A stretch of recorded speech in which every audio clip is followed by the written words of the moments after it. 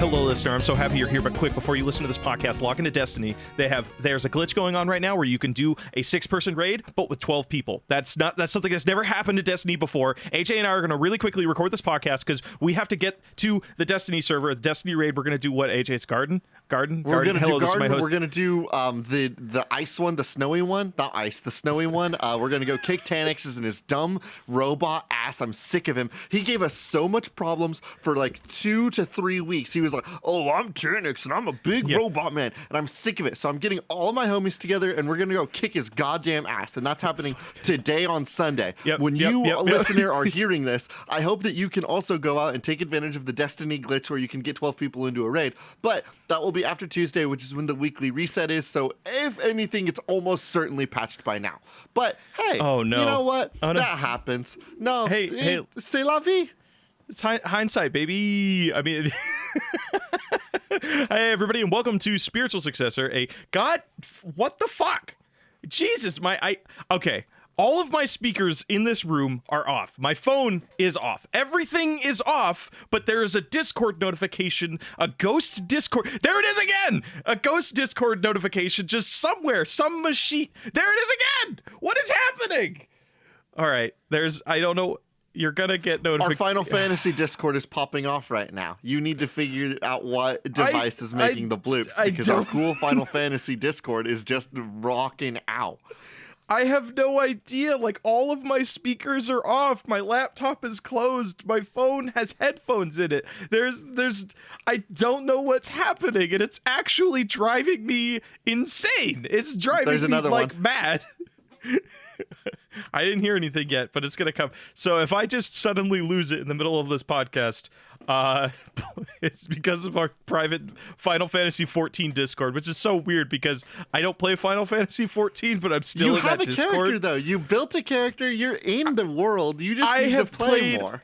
All of 22 minutes, like 21 or 22 minutes, and I was like, this game's okay. You really do have to get through the 80-hour tutorial, and you have to get to the point where the little boy says, I'd like to make a military without borders. And you think, you're 12, that you're saying you cannot be a tiny big boss. And he says, I would like to be a tiny big boss, please. And then you help him become a tiny military power. It goes perfect for him.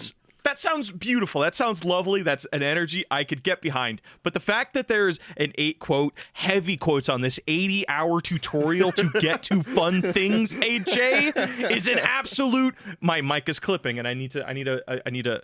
Excuse me while I lower my levels a little bit. The fact that you have to go 80 hours to get to good gameplay is dumb and stupid. I can play Doom Eternal twice, 3 times in a row, and have a consecutive great 80 hours of good gameplay and be satisfied. Blake, here's the thing about that. You don't get to be a cat boy for 80 hours in Doom Eternal, do you? Cat boys are overrated. It's all about dragon boys. What are you talking about, AJ? Actually, it's all about bunny boys. What are you fucking talking about, you basic bee? You basic cat boy? But I gotta do it. I do admit, I hear a cat screaming in my hallway. I'm so sorry. Oh, he's attacking my door. He's busting my door down. He's prying it open. He's because he knows we're talking about. He's here to beat the shit out of me because I'm shitting on cats. Cat boys. Should we start our podcast now? Yeah. What is our podcast? Like, what do we do? This is Spiritual Successor, a comedy video game design podcast where we take your horrible, nasty, horrible, cursed video game ideas from all over the internet and turn them into the next AAA titles. I'm your host, AJ Hart. And I am your other host, Blake Rea. Blake, we can't start a show like this without first touching base on a little bit of industry news.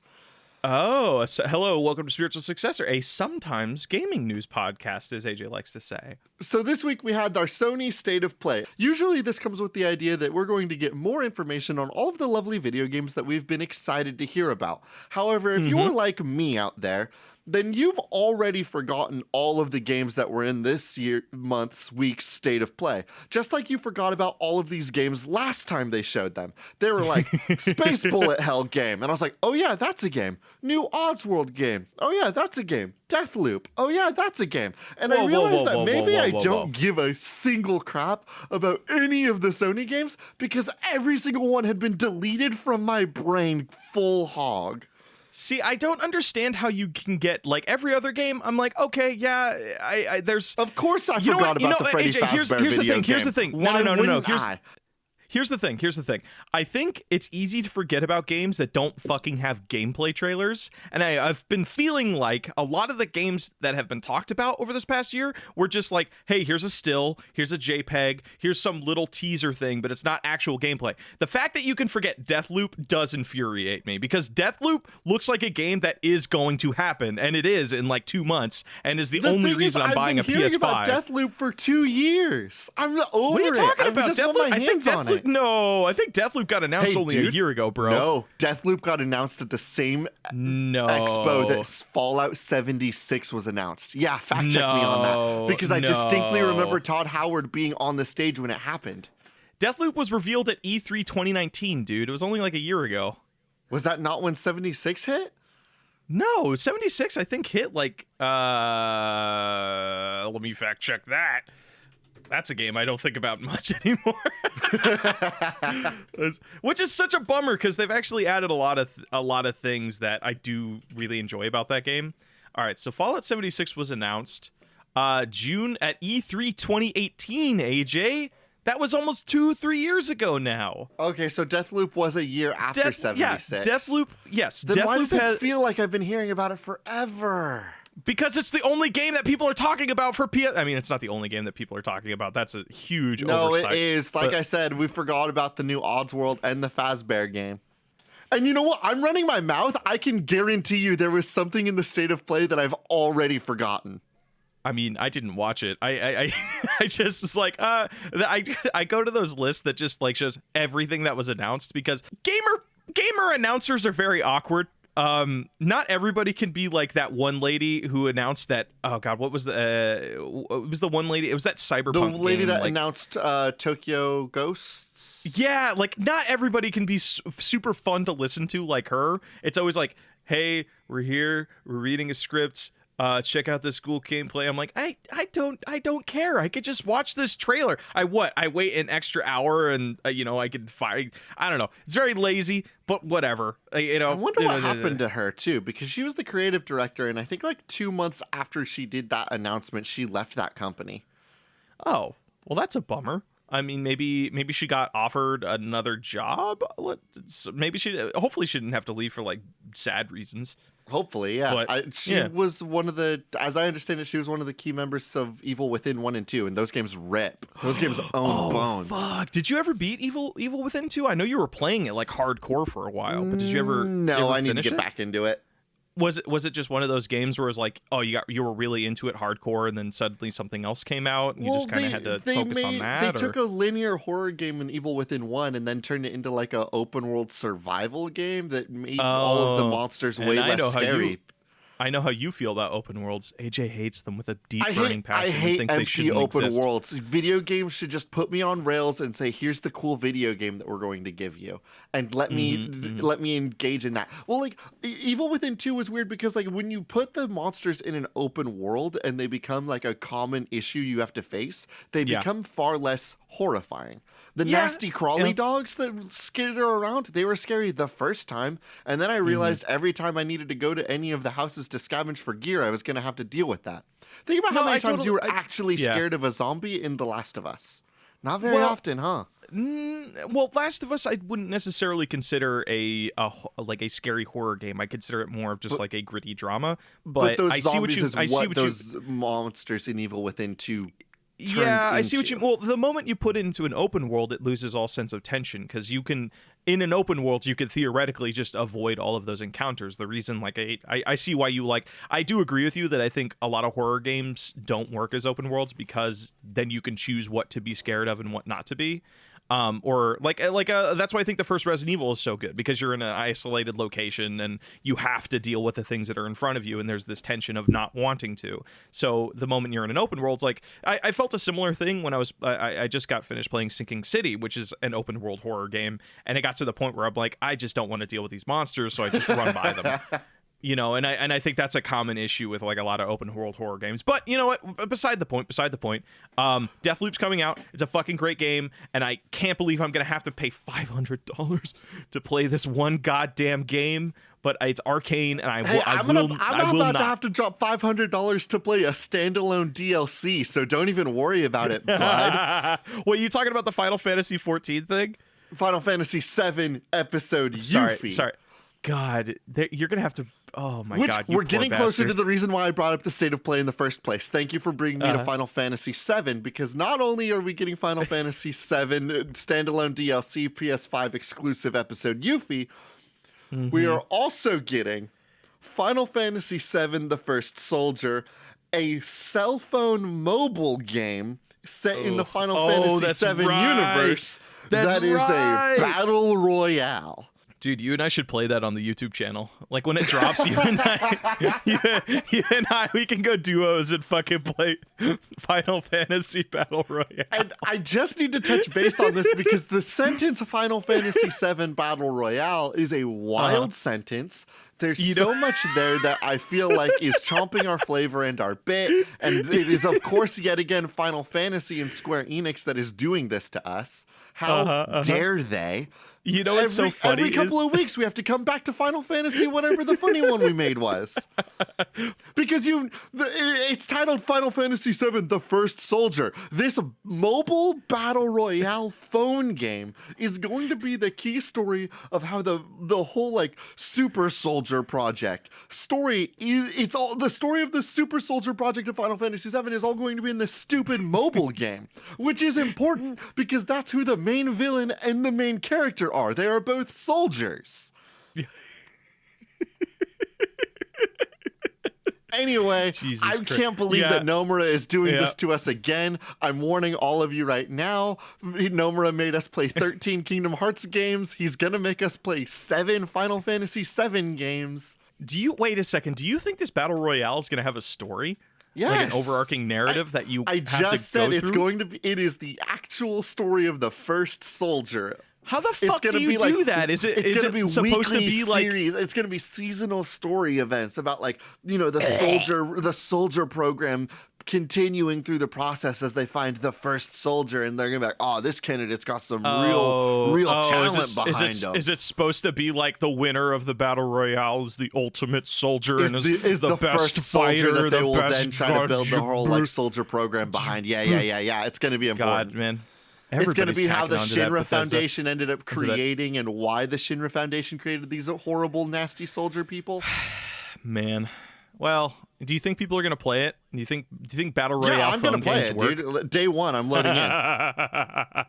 Dude, hell yeah. We should do that. We should do that as a one-off episode. I think that just would be very funny. But whatever. We're 15 minutes. Screw the one-off. We're 15 minutes I'm opening up a Twitch channel. I'm going to be the biggest Final Fantasy VII: The First Soldier Twitch streamer. I believe that's really possible because you're probably going to be the only one to play it. All right. Let's do what we came here to do. Let's quit talking about just real life sucky games. Let's talk about our sucky games. AJ, you got a submission for me, or you want me to give you the first one? You hit me with the first one. You seem really excited for this week. Alrighty, this one comes to us on Reddit from Squid Pope. A game hooked up to a 3D printer. Not yours, mind you. Another player's. So the first thing that stands out to me here is I would love to do a game. 3D printing is becoming like more available, and you can get like a 3D printer for like $200 or whatever, and you could build like a bunch of miniatures. I'm wondering if you could do some sort of like God, what's that book called? There's this book that came out in like 1995, 1996 that was just a biography of this famous treasure hunter. And what you could do is in the book, there were like these 10 different puzzles that all had like images that you needed to like decode. And then you could go to that location and dig up actual treasure. I think only 4 out of the 10 puzzles have been solved. So there's like still 6 pieces of treasure out there. So what I'm thinking is you can then create, like geocaching, AJ? Yeah, I know of geocaching. What if you can do a game where you 3D print a marker or some sort of hint of where you've buried your treasure. So you can create this sort of, rather than like geocaching, which is you get a little you get longitude, latitude points, and you also include like a little one sentence hint of like, look underneath the dumpster. That's not really a hint, that's just kind of telling you where it is, but I'm not good at hints. I'm wondering if you could do a thing where you can actually just randomly send a project file to somebody's 3D printer, and that 3D printer will print out like could be a street sign, or it could be some sort of like could be a miniature version of a building that they need to go to. The idea being that you are sending them a clue to solve your geocaching riddle. This is a great idea. What I'm not super interested in, though, is getting people out of the house. I think that's a horrible idea for us as a game company. So hear me out. Well, I love this idea of, you're sending somebody a puzzle. And this reminds me of the hit video game, Keep Talking and Nobody Explodes. Might I propose to you an idea where you get to create your own little puzzle box? You then send it to somebody, and their 3D printer will print your puzzle box, and then they have to solve the puzzle box that you've sent to them. Think of it as love letters of just ordeals that you're sending to random people online. Interesting. Okay, but are you saying you hide the box 3D prints with like a prize inside of it, or like it? Well, actually, maybe. You know what'd be kind of what sort of prize could you 3D print inside of a puzzle box? Well, you know what you could do, actually, because 3D printing, I don't know how much detail you can pack into it, but like, say you have a box printed on some sort of like little plaque. Inside of that box is a URL or some sort of code that you then have to, they have to log into our host site, and then they get access to their digital prize or something like that. Okay, you get like it is a little app that we can design where you get to send people messages, but those messages are inside puzzle boxes that you get to create and send to your friends. So you're texting people, but you're also sending them little puzzle boxes that they get to unfurl and open up. That'll be fun. Yeah, I could dig that. What can we do to put some stank on that, though? Like, okay, so we have puzzle boxes. The messages have to be like those procedurally like word choice messages that you get from like, the Pokemon games when the TV interviewers would be like, would you answer a couple questions for us? And you have like 8 words that you get to choose from to make a sentence, kind of like Mad Libsy a little bit. That's the kind of messages that you can send to your friends. And that's it. You can't type in your own messages. You have to use the messages that we built. Okay, that's cute. All right, I think that's a game. What do you got, AJ? I got a submission here from the Reddit from user Archangel Gabe 82. Another fighting game, but this time you use the DJ Hero peripheral. Move right and left with the crossfader, jump, punch, and duck with the 3 buttons on the platter, and scratch to slice with your sword. God, I am so fucking happy you brought this one up, because I also had this one, and I was just like, God, this is what I'm picturing, AJ. You and I are standing in a living room 6 feet apart, of course, and we both have an apparatus that allows us to put the DJ like fucking dual disc. It's a band that you can put on your arm. So you and I just both have DJ Hero discs on our arms. That's not gonna work. No. I need both hands. I got one hand on the lever to move me left and right, and I got another one on my DJ board. Okay. So you and I both have like kick tables. Yes, or one of us is playing tables on the floor. So then you and I are facing each other, and like the monitor is like so. God, this concept is so fucking cool, because I'm picturing it being like a very Jet Set Radio sort of thing. I was also thinking Jet Set Radio aesthetics. Yeah, like a Jet Set Radio, or even like a Lethal League, right? It's that like comic booky, like very blatant. Like you can very blatantly see the shapes of the characters, right? And it has, like everyone's like a little bit funky looking with over big headphones, and everyone's got silly glasses, and maybe there's one character that's wearing jorts, but one leg actually goes down all the way and the other one is cut to be a jort. Hey, that's pretty fucking dumb. I hate to break it to you. That serves no purpose aesthetically. Yeah, and so is a fucking alligator with headphones and a jacket. Like, whatever. Yeah, these character that's fucking designs cool. are going That's to work. practical, AJ. One, a jacket is practical. A pants with one leg cut out and the other one not cut out, you just look goofy. I hate to break it to you. That's not a good look. You don't understand. Wait. Your Honor. The character's wearing Yes. rollerblades. Does that change your opinion at all? No, it makes him look even goofier. It makes him look it like he took a doesn't. tumble and half of his pants got shredded. Oh yeah, you know what? We can definitely double down on this. Maybe he's like a maybe this character's like a Harvey Two-Face type motherfucker, right? Like the left side's like got the torn jort, and the whole my like left God. sleeve and shirt is all gone about- and tattered, how about- and then how the about right you side's just- like a suit, except for the jeans. There's jean pants that go down all the way on the right leg, and rollerblades. How about he? And how then about they he have a just wears- fancy helmet. They have like a fun motorcycle helmet. And on the right side, it's all pristine and fine. And on the left side, it looks like it's been attacked by 8 jackhammers. Jesus Christ. I love it. Okay, Anyway, this is a okay, fighting. okay. This is definitely a fighting game where you have to like we said, the slider on the left of the DJ pad thing is to move left and right. You have the punch, kick, attack buttons. Now, Submitter proposed the idea of the wikis on the DJ thing to be the slash, or maybe the heavy attack, we can call it. What I also want Well- to double down well, on though is okay, go does that affect the sound of the game? If I hit Yes. the little to make my character attack real good, does that change the track? The music Well, what I'm changes thinking with that, is what I'm thinking with this is, and I know this is like a thing that we've talked about in other rhythm games, but I think it belongs in every fucking like sort of competitive rhythm game. Whoever is playing the best is like the dominant music in the track. So it'll be like what's it called?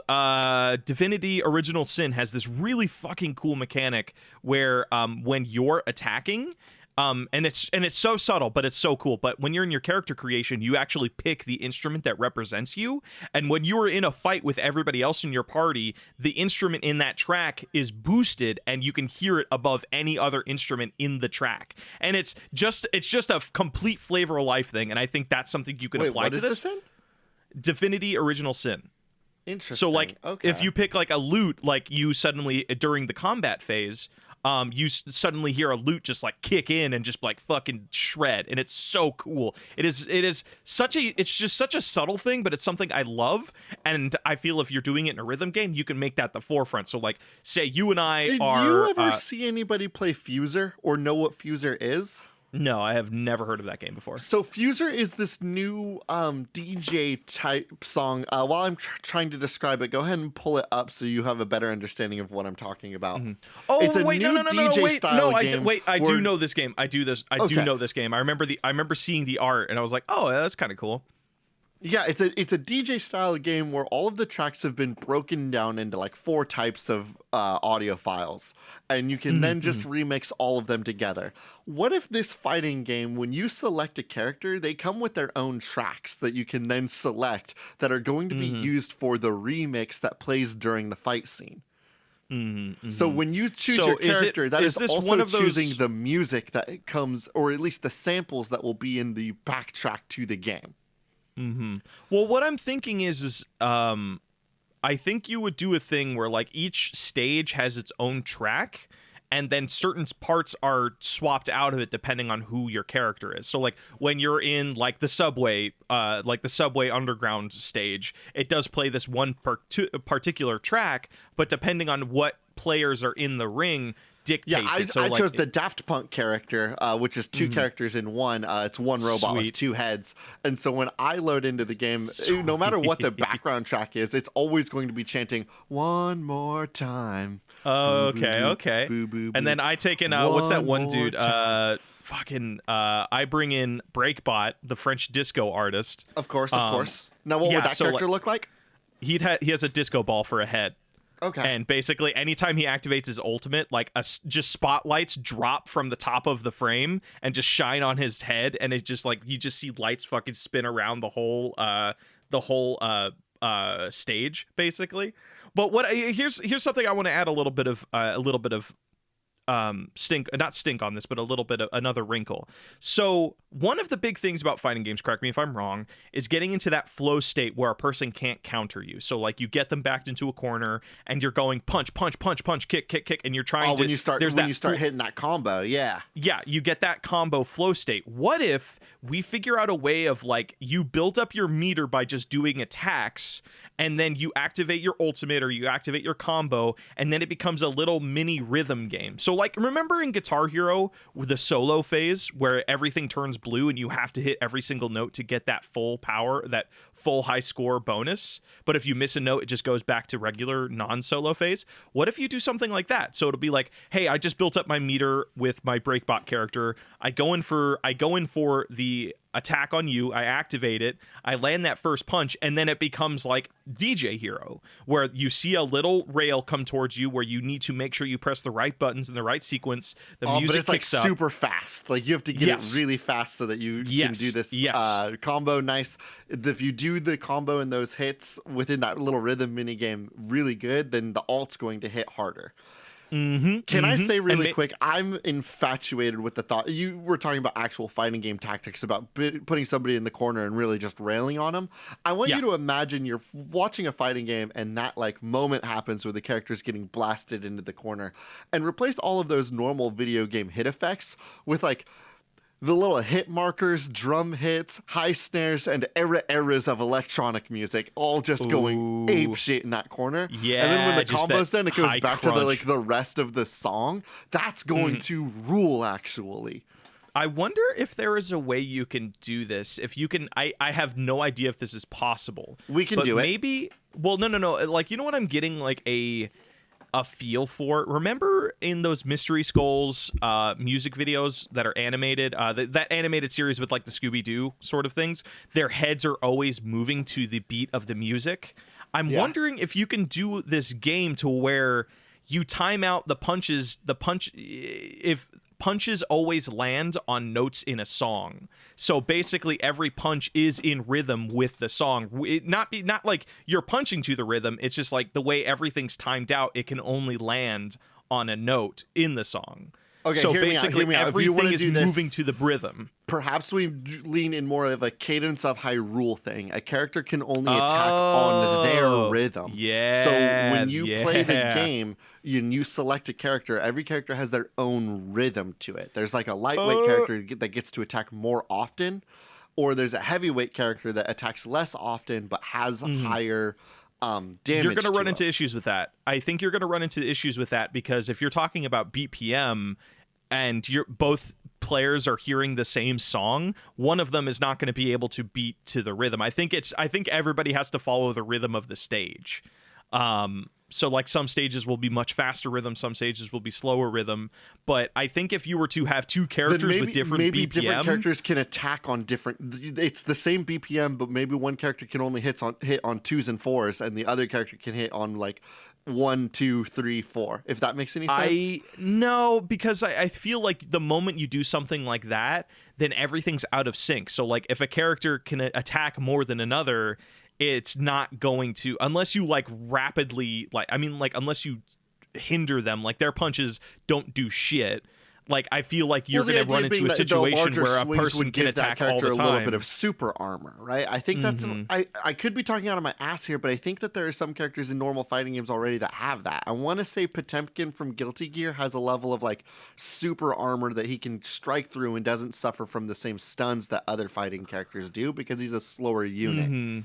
Yeah, but I feel if you're going into a game that's all about rhythm where a person can only attack on certain rhythms, I feel you're going to have characters that are like, this character can't really do anything against this character because this other person can attack more, and then like they never get an opportunity to attack, and that just feels like really imbalanced. I think there could be some characters like, maybe there's a thing of like when they activate their ultimate, their BPM goes up, or like, that's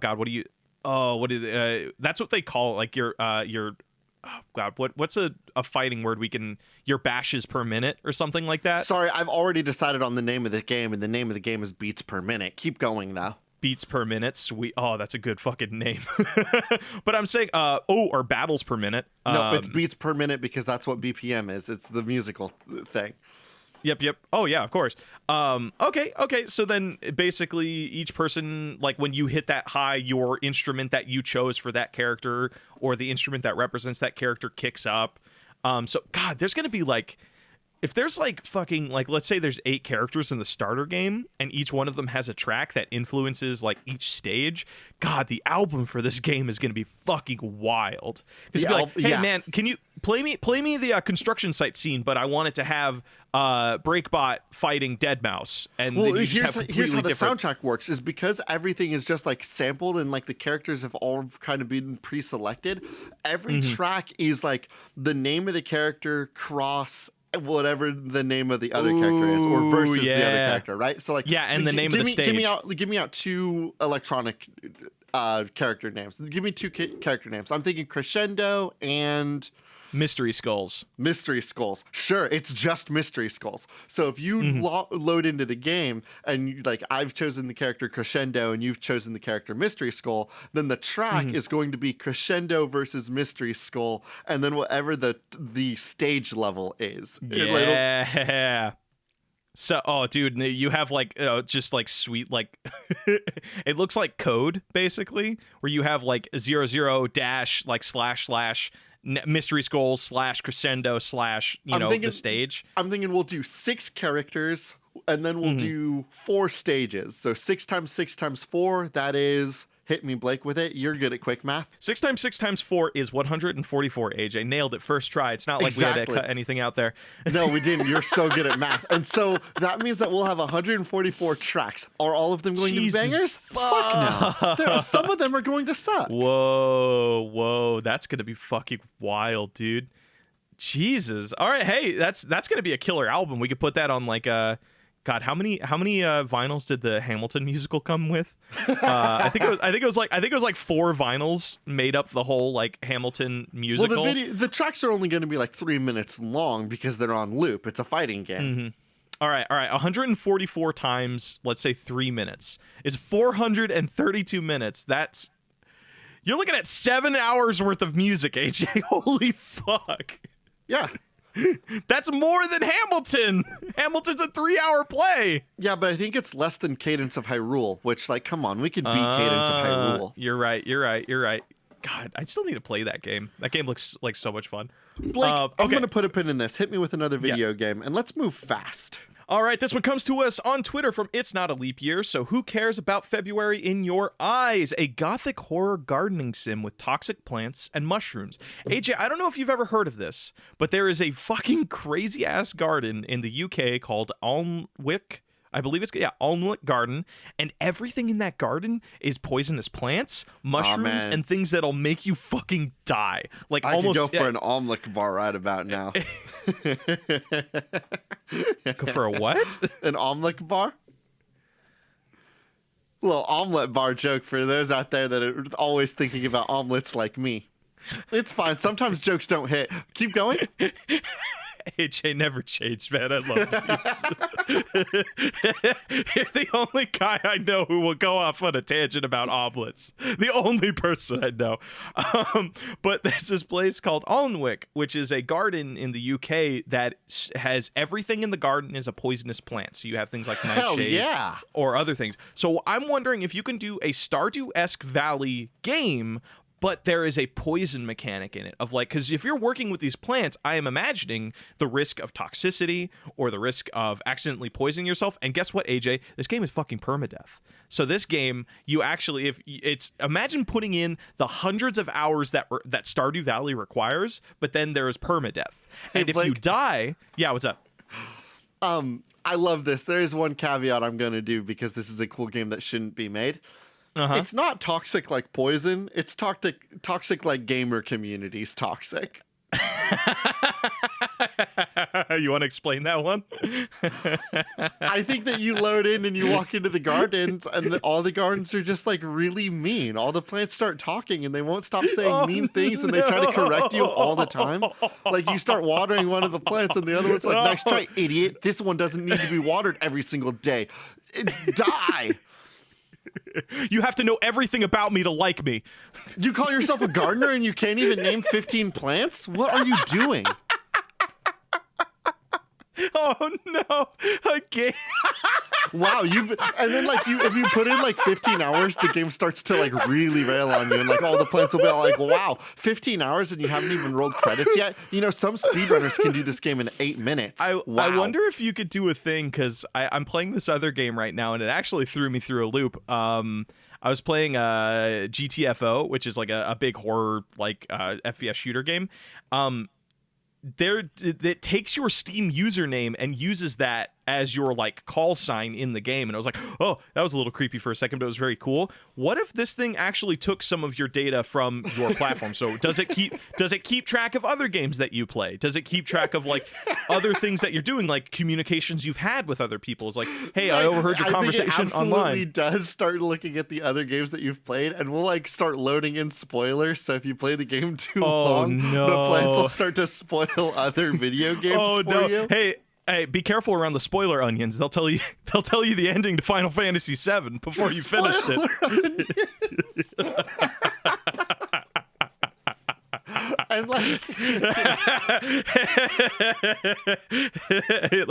stay away from the subreddit celery.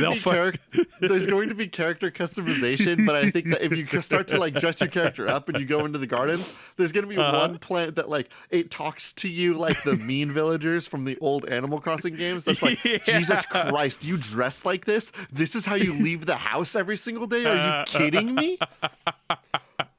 Oh, are you okay? Is there going it to links to your social, and when you don't get a lot of likes on your post, it'll be mean to you. Okay. Is because I'm trying to figure out, is there going to be some element of like, how do you keep a player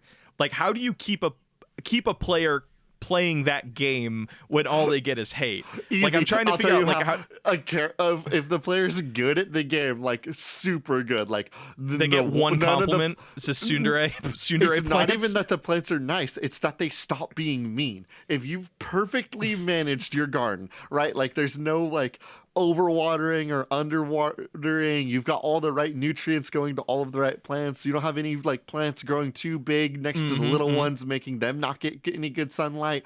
If you've absolutely nailed out how to do this game good, then the plants are silent. See, but the second they need anything, they are ragging and nagging and being mean. I love Absolutely that, because toxic. like that would power, like, unlike Stardew Valley, which is like the feeling of like an honest day's work gets you an honest dollar and you feel good. This is like, no, that nightshade plant made fun of me. He called me a dumb gamer and I didn't know anything and I'm gonna make it shut the fuck up. That's my whole motivation. I would wake up in the middle of the night like, I need to make sure I water that.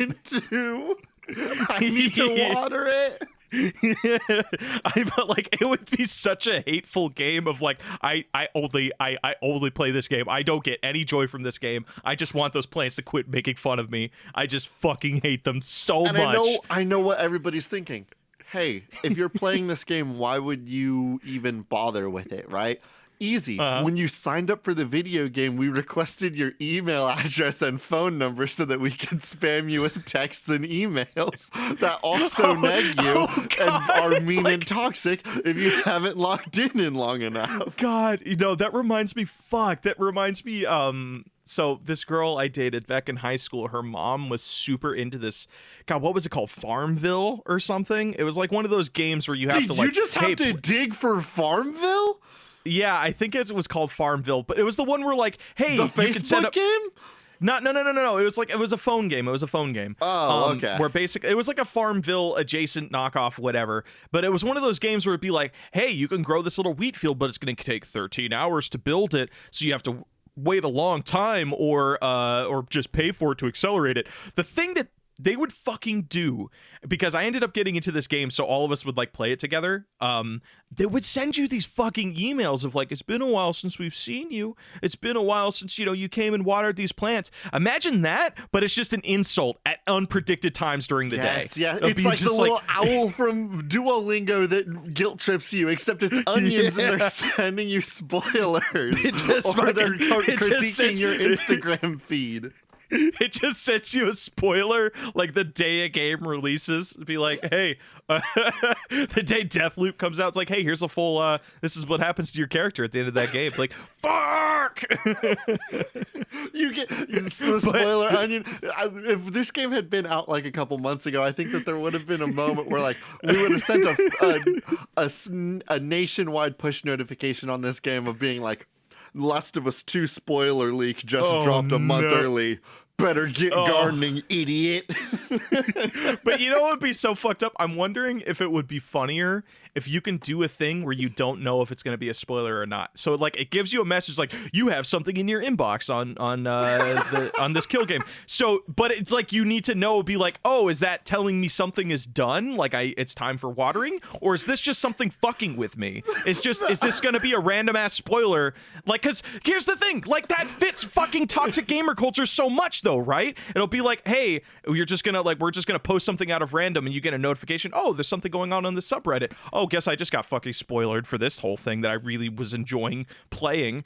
God, you don't know because it's a gamble. Yeah, this is a horrid game. Is this what you were asking for, Dustin? When you were saying putting a pin in this rules. You know what we call it? What? You got a name? So I'm thinking Gamer Garden because it kind of sounds a little bit polite. It sounds fun. Oh, Gamer Garden. I like this. It just tricks you into playing. All of our trailers have to be very like peaceful sounding. And so nobody expects to log in. Yeah, it's got total nice guy vibes, right? Like it seems super charming and sweet. And then you get in, you're like, oh no. Oh dear. Oh, no. Are you gonna have another? Wait, hold on, AJ. There's one more thing I want to talk about. This. You have a neighbor, because like all gardening games, you have your neighbor who also has their garden. It's just a guy that mansplains to you how to take care of your plants. He just shows up whenever you don't need him. Yeah. It's like how the Batman Arkham Knight games had hints through the entire game that you could never turn off, even if you were like in the final boss. Like this game would have that from your gardener. You would always get tooltips. Or like how in Skyward Sword, Legend of Zelda, every time you turn the game off and then turn it on again, anytime you pick up an item, the game thinks it's the first time you've picked up that item. Really? So like, God. So if you play through a session and you pick up like red rubies, green rubies, purple rubies, oh my, and then you turn the game off and then you boot it up again for your second session, when you pick up a green ruby for the first time, the game thinks that's your first time picking up a green ruby. And it does that for every item in the game. I think that this gardening game will have a similar situation of that neighbor that's giving you little tooltips, never shuts up, never stops giving you the advice, will do it the entire time. All right, can I pitch you on? I know we were saying we're going to put a pin in this, but I want to give you one more like just massive fucking stank to put on this. Okay. This game has amiibos. Stick with me. Each amiibo is like a different killer plant. But here's the thing. That plant, that little amiibo, has a mic built into it. So basically that plant can give you audio things when you're least expecting it. So you have this whole wall of these poisonous plant amiibos, and basically, oh, this one gave me a notification, oh, this other one gave me a notification. So you just have this fucking wall of sound of notifications of any time one of those plants needs to be watered, or they're going to tell you something, or they're going to give you a spoiler or something like that. Something to like just another layer of audible, it's fucking with you. Yeah, no, I love that. A little bit of because it's only a matter of time before we get the amiibo tech for mobile games. I like that you're on the curve on this. Oh, you're thinking this is a mobile game? I was thinking this is like on the Switch. Well, I started to shift towards a mobile game idea once I thought about push notifications and the idea of never letting people escape from our horrible app. Because then if it's on a mobile game, I think that it's much easier to trick people into thinking that we need to get their cell phone number so that we can text them our mean things. Also, it's on their phone, so they're going to get text or push notifications about our mean things also. And well, it's a game, and everyone's just frivolous with their email address, so that one's just like, we got that one, no problem. I want at least 3 points of contact, and I think that that's going to give us the leverage we really need to really just spoil the Scorpion King for people. I wonder if you can take a route that like in Animal Crossing, like the new Animal Crossing, they did that thing where like, hey, you can take this loan out on a house and then you're in debt for so long. I wonder if you could do a similar system into this, but it's actual real money. It'd be like, hey, here's this whole garden. You can get all of these tools up front, but you're going to go into somewhat debt. You have to work off your in-game debt to turn off your real world notifications. So that debt, it's part of getting the debt is getting push notifications. So then that motivates people to continue planting, and then that way they can sell those plants that are fully good or whatever and work off that debt. So you basically just get them in notification debt from the get-go. Oh god. All right. You got a couple lightning round games for me? I got a lightning round for you here. This comes from Flint Weber on Twitter, @FlintWeber. Watch as the silent scientist Gordon Freeman teams up with anybody from the Save the World single-player Fortnite game as they journey to do one thing they want, a finished game. Oh. No, okay. So the through line here is that Gordon Ramsay and Fortnite save the world. Not Gordon Ramsay. What's the name? Gordon Freeman. Now it's Gordon Ramsay. Gordon Ramsay. That's totally in. That's on brand, dude. Because they're adding they're adding everybody right now. Because I know they added Ryu and Chun-Li from the Street Fighter games, and then they also added Ripley from the Alien movies. They also got Master Chief and Kratos in Fortnite. Basically, what this is Master Chief is fucking what the fuck? Master really? Chief is in Fortnite, dog. Yeah. What? God, Fortnite is fucking huge. Okay, so with the key through line here is that the main characters from the single player Fortnite and Gordon Freeman both have been damned because they're never getting an actual full game. Rip to both of them. Well, here's hoping with Half-Life Alyx doing so well, maybe we get another Half-Life game. What if Fortnite said, check this out, we've got a special going on right now. We, Fortnite, will give you Half-Life 3 within the Fortnite engine. Oh. I don't have a bit here. I'm just looking at the stark reality of a possible thing, right? Like, how long is it until... I mean, Fortnite did the big Travis Scott thing. How long is it until Fortnite says single-player challenge maps? So fucking... And then you get so wild, though? And then they announce Gordon Freeman, and then you have a single-player adventure in Half-Life. Or Half-Life you're not Fortnite. far off, though, because, like, I feel... games have been doing that more lately. Like there was that whole thing of, I haven't fully experienced it, so I don't know what the scope of it was though, but Alan Wake is my favorite game, and Remedy and 505 are like my favorite. It's my favorite developer. They did a thing in Control, like in their last DLC that I guess features Alan Wake. Yeah, so it's the Alan Wake DLC.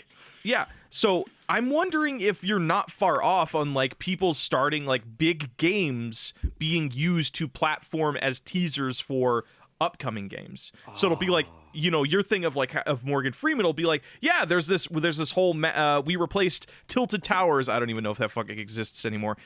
We replaced Tilted Towers with a Black Mesa facility, and it's gonna have its own little thing in there of like you can find like little audio files in the middle of matches or something like that. Yeah, and I mean Fortnite did something like that for Star Wars already. So like, how long is it before other video games say we're going to use Fortnite as our promo? Yeah. Oh, you didn't hear? How's it going? No. Welcome to Spiritual Successor. What? Sometimes a horrible news podcast from ye old times. So you know how in the newest Star Wars movie there was just that line about this? The guy was like, somehow the Emperor Palpatine came back to life.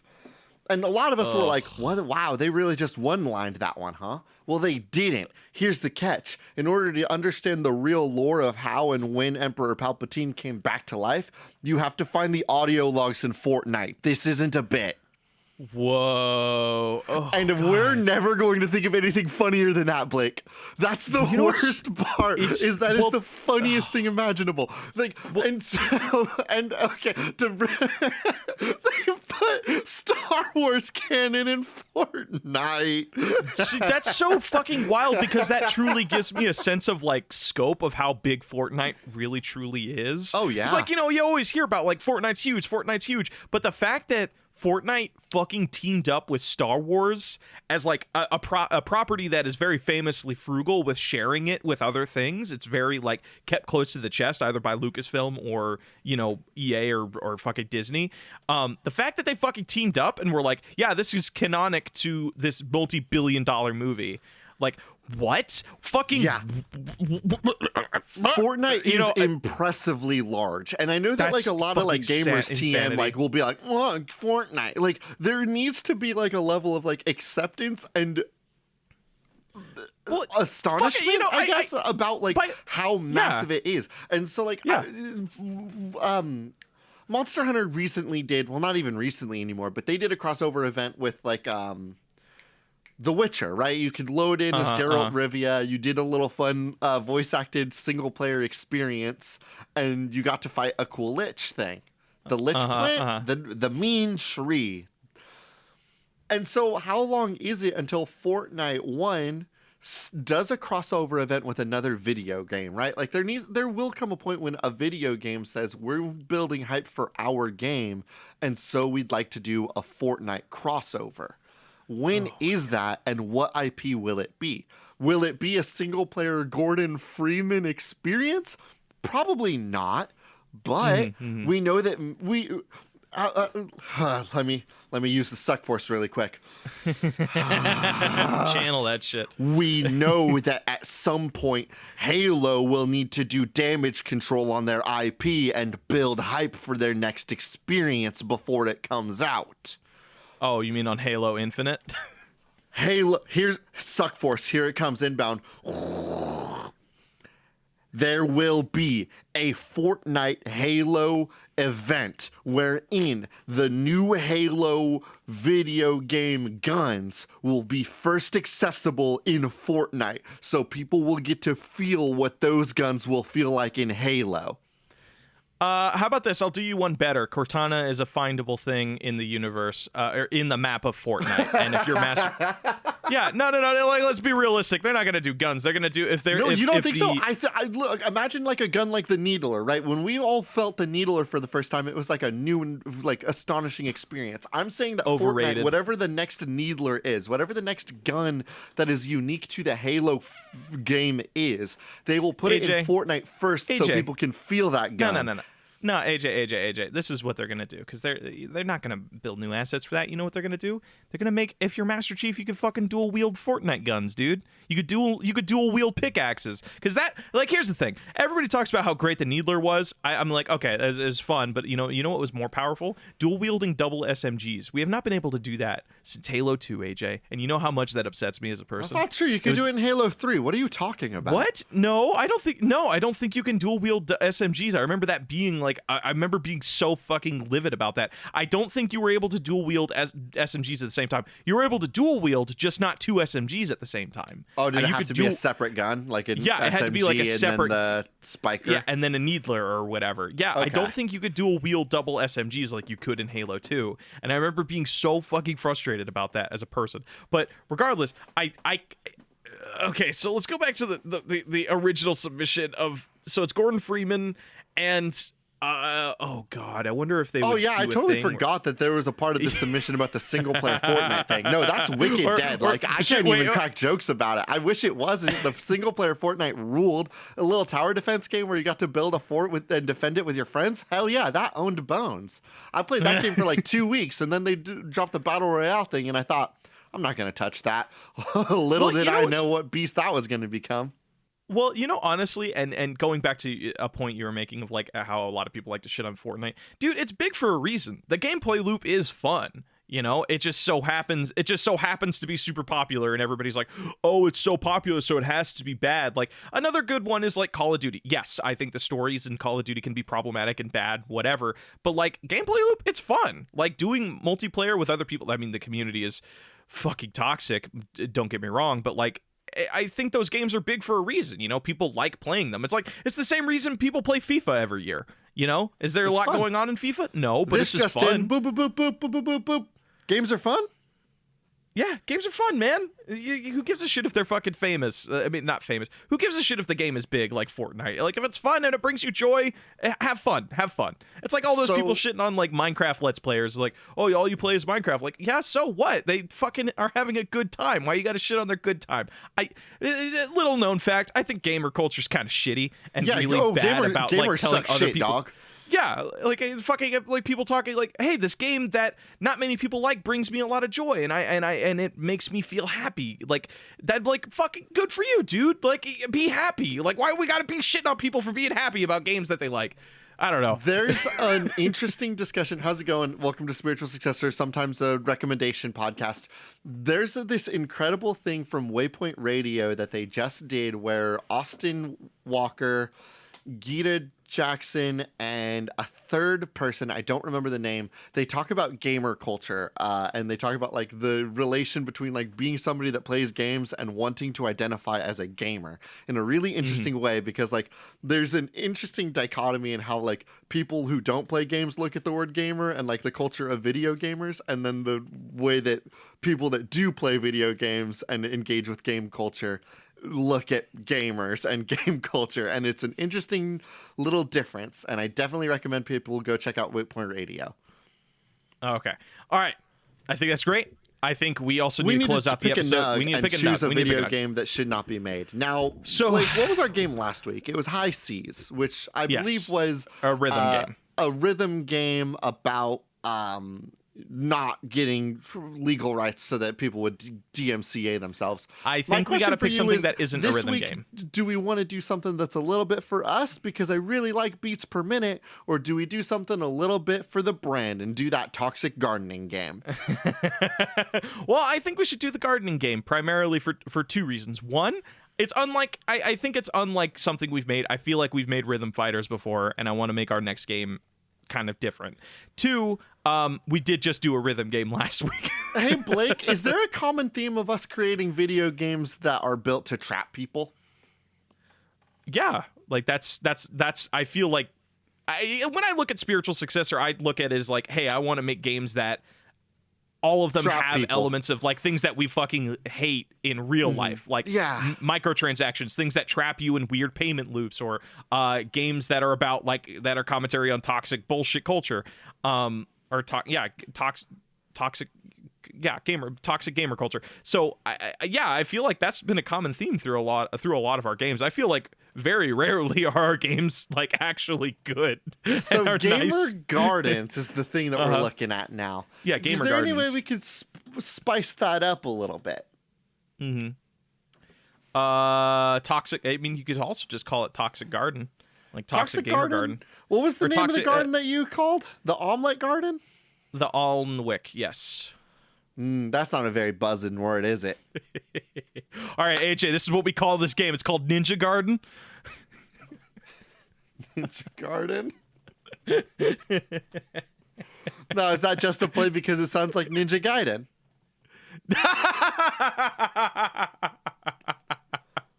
I just... Or did you just want to put the word ninja in there? No, because Ninja, the toxic fucking gamer dude. Ninja. Oh, the gamer boy. Oh man, you missed it. I thought that was a joke right up your alley, man. I deleted him from my brain, dude. He's a shitty person. I go out of my way to not talk about that. Okay, how about this? The neighbor that we have is Ninja. That's the neighbor. That's the neighbor that comes up and fucking mansplains to you how you're doing gardening wrong. Oh, and like, what was that other shitty thing that he says? It's like, you need to be mad when you lose. And like, whatever that fucking toxic masculinity bullshit thing you said. Real gamers get mad when they lose video games. Yeah, like what a fucking douchebag. An absolute dweeb. Oh wait, I got it. You know how they just released that video game that was called like a Triangle Project or whatever for the Switch because it's still in development. We'll just call it Mean Garden Project. Mean Garden Project. Mean Garden. And honestly, Blake, I'm taking this bit and I'm putting it in my pocket. We might use this again in the future. Mean Garden Project this week. Next week, who knows? Well, here's the thing. Once these games come out, it's not like we put patches out for them, dude. It's not like we're fixing these games. This is just a working title. You know what I mean? Like, it's going to change one day. Okay, so Mean Garden? Maybe Mean Garden is actually pretty fun. In a week and a half, when our audience gives us a better name for it because they're better at this than we are, I'll go back and rename this episode to the good name. Okay, so Mean Garden part. I think just call it Mean Garden, bro. Mean Garden. It needs to have Mean project Garden in it so that people know that it's in development and it's still a working title. All right, Mean Garden Project. Like how Okay. Octopath Traveler at one time was just called like Octopath Project or a Traveler Project or something wild like Man, that. they really changed the name after that, huh? You need to work with something. Okay. All right, Mean Garden Project. I don't think we're going to use boss fight this week because I just don't know what the boss fight would be. I got no idea either. Yeah. Alrighty. Hey, let's go to patch notes. Let's go to patch notes. How's it going, everybody? Welcome back to Patch Notes, my favorite time of the podcast because it's the one time I heard your ping. I heard your Discord ping that time, or your Facebook Messenger ping. Really? I didn't get Yeah. any notifications on that one. Oh, was I have that? not heard You know anything. what? That was on me because I have I forgot that I'm on my cell phone headphones, and so my cell phone made a noise. Have the Discord notifications I've been hearing coming from you? No, that would be weird because I didn't hear any tings for my Discord when you were at the top of the show. Where the fuck are those coming from? Okay, Anyway, whatever. All right, this is my favorite part of the show because it's the one time of the show I get to make a request that I want to actually happen. And what I demand from the audience today is to show our podcast to someone else. I'm sick of working for this brand. I'm sick of putting this team on my back. And I'm sick of sending out emails to every email chain I can to request people to listen to my podcast. And so I would like you, our lovely little audience, to do that work for me, please. Please? I love that. I Please? love that you put a little gremlin voice on this, like a little. Just like, it's me. I'm a goblin. I'm a goblin. It's me, I'm the asking you to podcast goblin. Please show my podcast to everybody. And if you're feeling extra nice, I should put on a goblin voice too. And if you're feeling extra nice, if you could leave a review or a rating on iTunes, it helps us grow. I demand it. Are we just putting in demands now? We just go this whole I think that doing a self-plug is way easier when you put a goblin voice on. Yeah, because it feels a little less like, oh man, I don't, leave a review It might if you just want. be that part of me that like is super uncertain about myself and like hates that I have to like ask people to go check out my stuff. But on our YouTube channel, we got a Let's Play going on for Dead Rising.